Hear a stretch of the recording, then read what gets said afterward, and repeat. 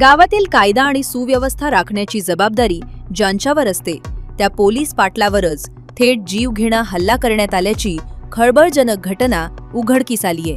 नेरे गावातील police पाटलांवर bus stop जवळ पूर्व वैमनस्यातून किंवा वादातून हा जीवघेणा हल्ला करण्यात आला। या धक्कादायक प्रकरणी पाली पोलीस ठाण्यात एकूण 8 आरोपींविरुद्ध विविध कलमाखाली गंभीर गुन्हा दाखल करण्यात आलाय। मात्र या घटनेमुळे गाव पातळीवर काम करणाऱ्या शासकीय कर्मचाऱ्यांच्या सुरक्षेचा प्रश्न पुन्हा एकदा ऐरणीवर आलाय।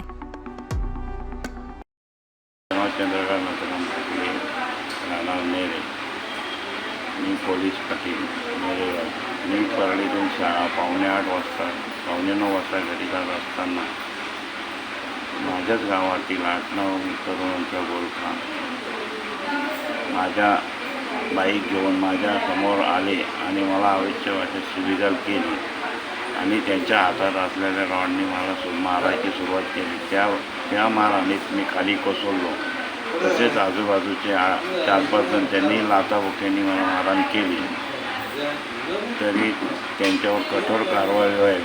मी आत्ता अलिबागला सिव्हिल हॉस्पिटलमध्ये उपचार घेत आहे।